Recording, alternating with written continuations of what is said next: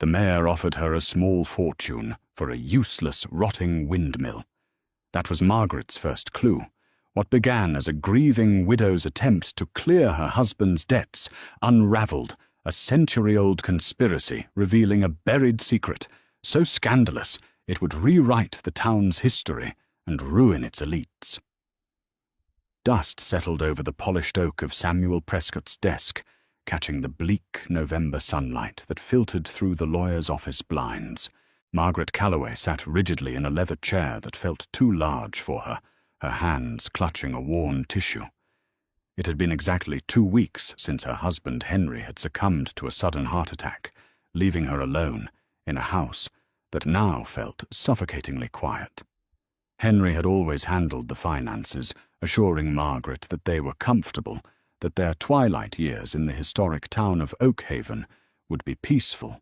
Now staring at the grim expression on the lawyer's face, Margaret realized just how deeply her husband had shielded her from the truth. "I am truly sorry," Margaret Samuel said, adjusting his wire-rimmed glasses. He was a man who had known the Calloways for 3 decades, yet his professional distance remained impenetrable. Henry took out multiple loans against the house over the last 5 years. He was trying to invest in some independent agricultural ventures that never materialized. "The bank is preparing to foreclose by the end of the month. The accounts are completely drained." Margaret's breath hitched. Everything, the savings, his pension. "Everything," Samuel confirmed softly. He shuffled a thin stack of papers toward her. "However, there is one asset remaining. It's entirely free and clear, deeded solely in your name as of last Thursday." Henry fast-tracked the transfer just days before he passed. Margaret frowned, leaning forward to inspect the document. An asset. What asset we sold the lake cabin 10 years ago? "It's the old Vander Beek property on the northern ridge," Samuel replied, tapping a manicured finger against the deed. "The crumbling windmill." Margaret stared at him in disbelief. The old windmill was a notorious eyesore, a derelict stone structure that had stood abandoned on the edge of town since the late 19th century. It was surrounded by overgrown thorns and sinking mud, completely useless for farming or development. Henry had purchased the tiny plot of land at a municipal auction 15 years ago for almost nothing, claiming he wanted to preserve a piece of Oakhaven's history. Margaret had always dismissed it as one of his eccentric, harmless hobbies. "Henry left me a ruined mill while we are hundreds of thousands of dollars in debt," Margaret asked, her voice trembling between sorrow and rising anger. "Legally, yes, but practically it might be your only lifeline," Samuel said, leaning back in his chair. "Because yesterday afternoon, Richard Harrington contacted my office. He wants to buy the mill." The name sent a chill down Margaret's spine. Richard Harrington was the wealthiest man in Oakhaven, a real estate developer whose family practically owned the town council, the police department, and half the commercial district. The Harringtons were Oakhaven royalty, known for their ruthless business tactics and pristine public image. Why would Richard Harrington want that pile of rubble, Margaret asked, suspicion instantly hardening her features. "He claims it's for a new residential development project. Says the land is perfectly situated for an access road," Samuel explained. "He's offering $75,000, Margaret. It's enough to satisfy the immediate bank debts and give you a few months to sell the house on your own terms. I strongly advise you to take it." Margaret left the lawyer's office with a heavy heart and a chaotic mind. The drive back to her neighborhood was a blur of bare trees and gray skies. As she pulled her aging sedan into the driveway, she noticed a gleaming black Mercedes parked at the curb. Leaning against the hood, wearing an impeccably tailored cashmere overcoat, was Richard Harrington himself. He offered a sympathetic, practiced smile as she stepped out of her car. "Margaret, my deepest condolences. Henry was a good man. The whole town mourns with you." "Thank you, Richard. Though I imagine you didn't drive all the way out here just to offer your sympathies, Margaret replied tightly, clutching her purse. Harrington chuckled softly, a sound entirely devoid of warmth. Straight to the point, just like Henry. I assume Samuel spoke to you about my offer. I want to help Margaret. I know the financial situation Henry left you in is precarious. I'm prepared to write a check today. In fact, I'll increase the offer to $100,000. Cash. You sign the deed over to me right now, and all your problems disappear. Margaret froze. $100,000 for a quarter-acre of sinking mud and a stone tower that was half collapsed. The land wasn't worth a tenth of that, and Harrington was not known for his charity. He was a shark. If he was offering this much money so aggressively and bypassing the lawyer to pressure a grieving widow on her front lawn, it meant only one thing. The mill was worth significantly more. I need time to think about it, Richard Margaret said, keeping her voice incredibly steady despite the pounding of her heart. Harrington's smile faltered, his eyes turning cold and flat. Don't be foolish, Margaret. Grief clouds judgment. That structure is a liability. It's a safety hazard. If you don't sell it to me, the town council might just condemn it and seize it through eminent domain. I'm offering you a graceful exit. It was a thinly veiled threat. The town council answered directly to Harrington. I said I will think about it, Margaret repeated, stepping past him and unlocking her front door. Good day, Richard. She shut the door firmly, locking the deadbolt. As she watched through the peephole, Harrington stared at her house for a long, menacing moment before pulling his phone from his pocket, dialing a number, and getting into his car. Margaret walked into her kitchen and pulled Henry's old leather jacket from the coat rack. She wasn't going to sign anything. She was going to the windmill. The wind howled brutally across the northern ridge, whipping Margaret's hair across her face as she parked her car at the end of the overgrown dirt path. The Vanderbeek windmill loomed against the grey sky like a decaying sentinel.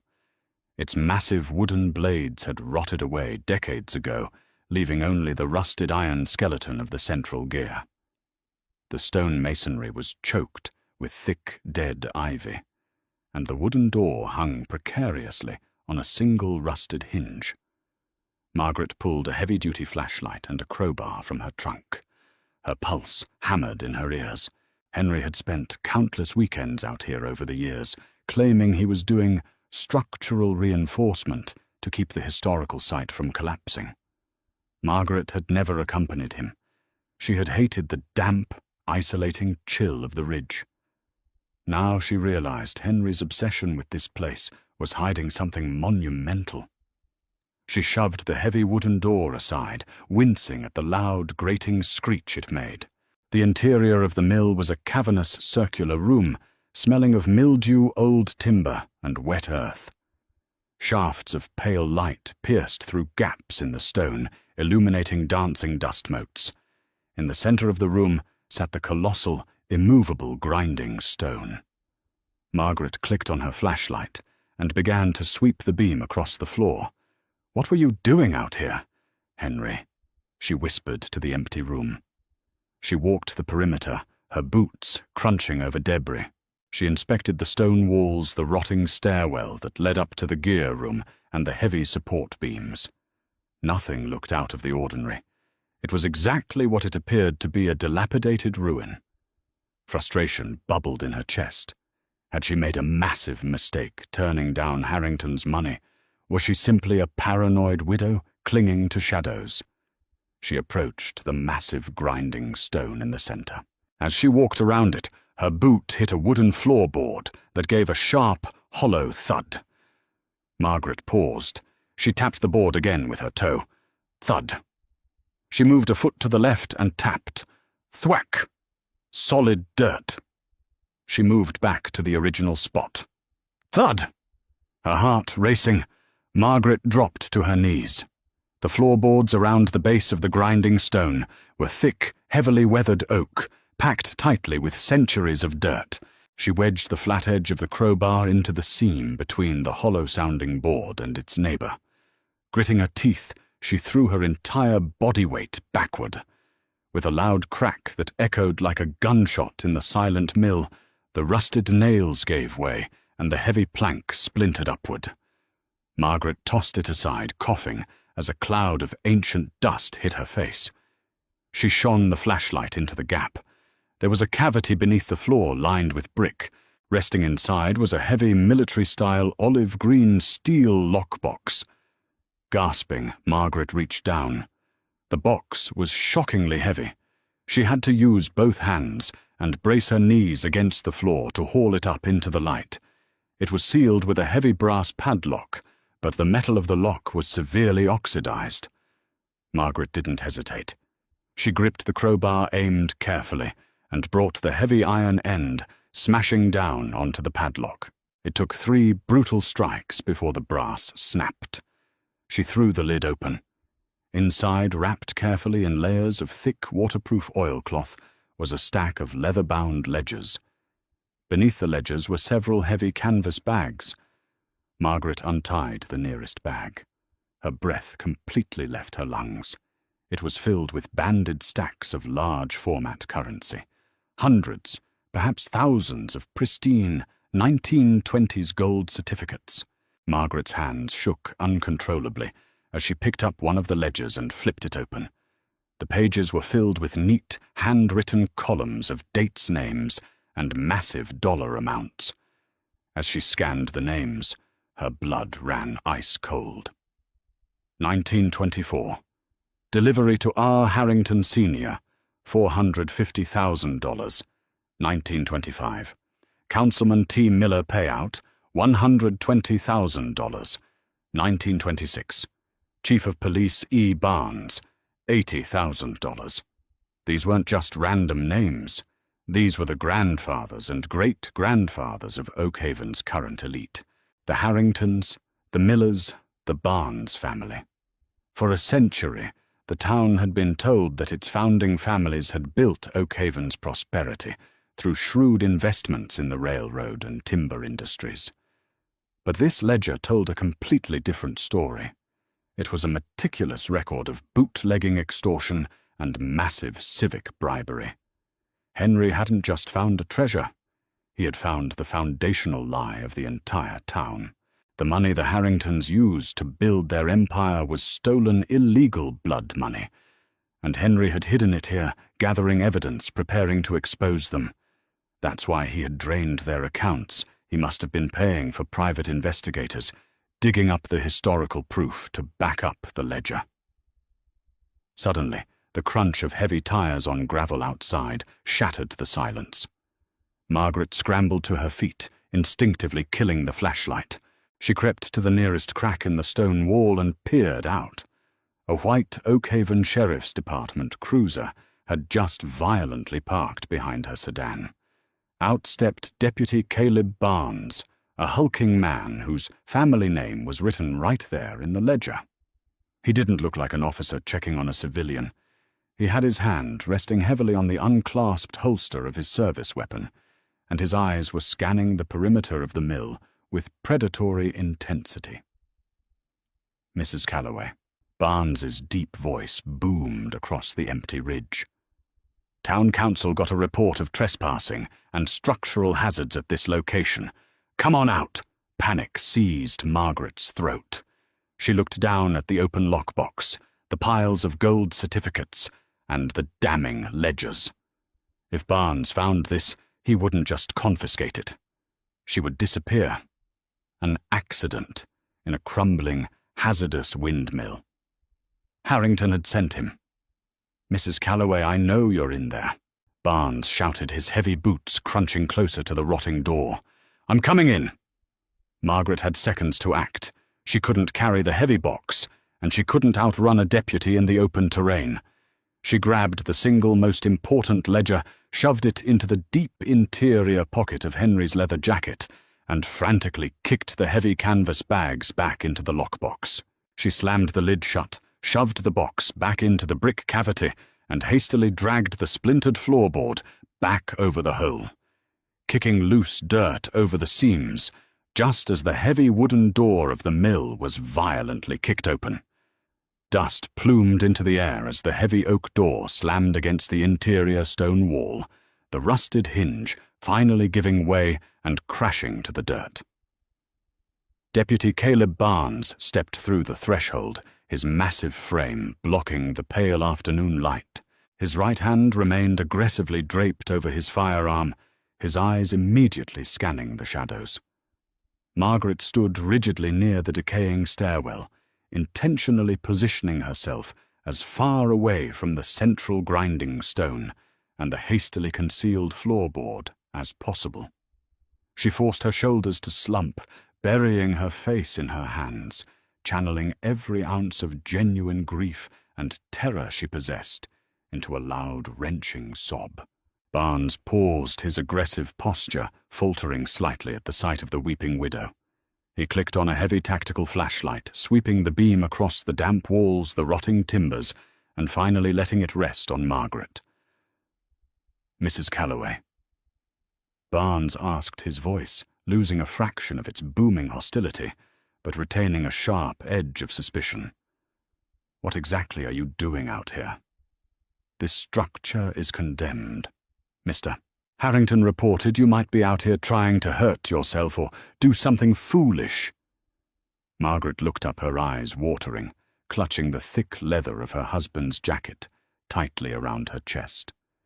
The ledger hidden in the interior pocket felt as heavy as an anvil against her ribs. I needed to see it," she stammered, letting her voice break. "Henry loved this awful place. He spent so much time here. The bank is taking my home deputy. Richard Harrington is trying to take this land. I just wanted to sit where my husband sat, before everything is stripped away from me." Barnes stared at her, the flashlight beam illuminating the tear tracks, cutting through the dust on her cheeks. He slowly moved his hand away from his holster. For a terrifying second, his flashlight swept toward the center of the room. The beam glided right over the splintered floorboard, but the loose dirt Margaret had kicked over the seams miraculously masked the violent entry. "I sympathize with your loss, ma'am, I truly do," Barnes said, stepping fully into the mill. "But you can't be here. The town council is voting tonight to formally seize the property under emergency safety ordinances. If the roof caves in, the town is liable. I have to escort you off the premises immediately." Margaret nodded meekly. "Of course, I'm sorry. I'll leave." She kept her head bowed as she walked past him, her heart hammering wildly against the hidden ledger. Barnes followed closely behind, watching as she climbed into her sedan. He didn't leave until she had started the engine and turned her car back down the rugged dirt path toward the Oakhaven highway. She checked her rearview mirror constantly. The sheriff's cruiser tailed her for 3 miles before finally turning off toward the municipal building. Margaret didn't go home. Her house was likely being watched. Instead, she drove toward the dilapidated eastern edge of Oakhaven, pulling into the cracked driveway of a small, overgrown cottage. This was the home of Simon Caldwell, Oakhaven's former chief historical archivist. 5 years ago, Simon had been unceremoniously fired by the town council, spearheaded by Richard Harrington, after making wild, unsubstantiated claims about missing town funds dating back to the Prohibition era. Everyone dismissed Simon as a paranoid eccentric. Henry, however, had secretly remained his close friend. Margaret pounded on the weathered door until a series of deadbolts clicked open. Simon stood in the doorway, a scrawny man in his late 60s, wearing a moth-eaten cardigan and thick spectacles. He looked at Margaret, then at the street behind her, before quickly pulling her inside. "Margaret," Simon breathed, locking the door behind them. "I heard about Henry. I am so devastated. I tried to call, but— "Simon, there's no time." Margaret interrupted, her voice shaking as she reached into the leather jacket. "Henry wasn't just reinforcing that old windmill. He found something. I think it's the reason he drained our accounts. I think he was paying for proof." She pulled the heavy leather ledger from her jacket and dropped it onto Simon's cluttered dining table. Simon's eyes widened behind his thick lenses. He reached out with trembling fingers, tracing the embossed seal on the cover. He carefully opened the book, his eyes darting across the handwritten columns of dates, names, and astronomical payouts. "Good heavens," Simon whispered, sinking into a chair. "He actually found it. The Oakhaven ledger. What is it, Simon? The names— they're the town council, the police chief, the Harringtons. It's Oakhaven's original sin." Simon explained, his voice thick with awe. In the 1920s, Oakhaven wasn't built on timber and railroad money like the history books claim. It was built on bootlegging extortion and illegal gambling. Richard Harrington's great-grandfather ran the largest smuggling syndicate on the East Coast. He bought the police, he bought the judges, and he bought the town council. This ledger is the master record of every bribe and illegal transaction that funded the Harrington Empire. If this sees the light of day, it proves that the entire Harrington real estate portfolio and the wealth of half the Oakhaven elite was built on stolen illegal assets. Margaret felt the room spin. "Richard Harrington came to my house today. He offered me $100,000 in cash for the windmill. He said the town council would seize it tomorrow if I didn't sell." "Of course he did." Simon slammed his hand on the table. Harrington must have realized what Henry was looking for, right before Henry died. Henry probably confronted him, trying to force him to resign or pay reparations to the town. Harrington wants the land so he can demolish the mill and destroy the evidence buried beneath it. "Simon, there's more," Margaret said quietly. "The ledger wasn't alone. There's a steel vault under the grinding stone. It's filled with canvas bags, stacks of pristine 1920s gold certificates, millions of dollars." Simon turned deathly pale. "Margaret, if Harrington finds out you know about the money, he won't just seize the land. You will suffer a terrible accident. We have to get that lockbox out of there tonight before the demolition crews arrive at dawn." Rain lashed against the windshield of Simon's rusted pickup truck as they killed the headlights and rolled to a stop a quarter-mile from the Vanderbeek windmill. The storm that had rolled in from the coast was a blessing, providing brutal, chaotic cover for their nighttime infiltration. It was 2 a.m. In 4 hours, Harrington's bulldozers would arrive to flatten the ridge under the guise of an emergency public safety order. Margaret and Simon trudged through the freezing mud, armed with heavy pry bars, industrial duffel bags, and high-powered flashlights wrapped in red cellophane to mask the glow. The windmill stood like a jagged black tooth against the stormy sky. Margaret felt a strange, fierce strength coursing through her. She was no longer just a grieving, bankrupt widow. She was the executioner of Oakhaven's corrupt dynasty. They slipped through the broken doorway. Simon immediately dropped to his knees, marveling at the cavity beneath the floorboards. Together they hauled the heavy steel lockbox out of the dirt. Simon packed the remaining leather ledgers into waterproof sleeves, while Margaret frantically shoved the heavy canvas bags of gold certificates into their duffel bags. The sheer weight of the antique currency was staggering. Suddenly, a loud metallic click echoed over the sound of the rain. Margaret froze. Standing in the doorway, completely soaked and holding a drawn service weapon, was Deputy Caleb Barnes. Behind him, the beams of a luxury SUV cut through the darkness.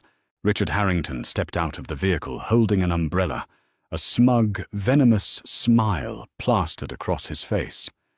"I told you, Mrs. Calloway. Grief clouds judgment." Harrington called out, stepping into the mill. He looked down at the duffel bags and the open vault. "You should have taken the 100,000. Now you're trespassing on condemned town property, attempting to steal historical artifacts." Deputy Barnes placed them under arrest. Barnes raised his weapon, aiming it squarely at Simon's chest. "You don't own this town anymore, Richard," Margaret said, her voice echoing off the stone walls. She didn't cower. She stood up straight, staring directly into Harrington's eyes. Harrington laughed softly. "I own the ground you stand on. I own the judge who will sentence you. By sunrise, this mill will be rubble, and those ledgers will be ashes in my fireplace. Take the bags, Caleb." Barnes stepped forward, but the deafening roar of a helicopter suddenly shattered the night. Brilliant, blinding white spotlights dropped from the sky, piercing through the gaps in the windmill's roof and flooding the ridge with daylight. Over a megaphone, a booming voice pierced the storm. "FBI, drop your weapon and step outside with your hands in the air." Harrington's umbrella dropped to the mud. Barnes instantly froze, the color draining from his face. He slowly lowered his gun, placing it on the damp earth, and raised his hands. Margaret looked at Simon, who was clutching a satellite phone in his trembling hands. A wide, victorious grin spread across the old archivist's face. "I may be paranoid, Margaret," Simon whispered over the noise of the helicopter, "but I kept my contacts at the Federal Bureau. I sent them photographs of the ledger pages from my house 3 hours ago. They've been looking for an excuse to tear down the Harrington Syndicate for 20 years. Within seconds, federal agents swarmed the mill. Harrington tried to maintain his composure, shouting threats about his lawyers, but the federal agents ignored him, snapping handcuffs onto his wrists and shoving him toward an armored vehicle. Deputy Barnes was disarmed and arrested on the spot.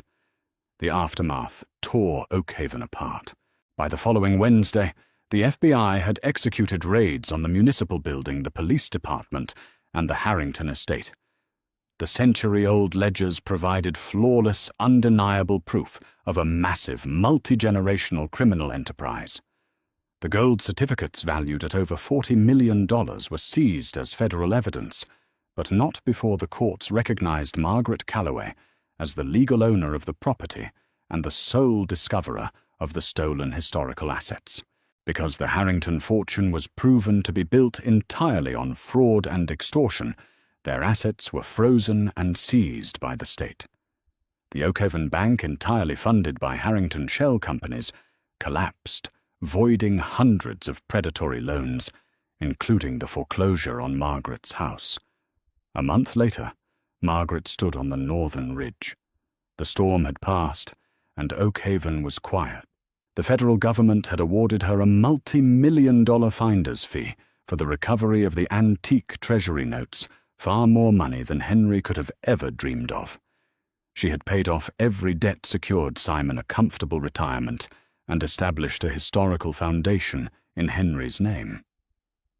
As she looked at the old crumbling windmill, she no longer saw a decaying ruin.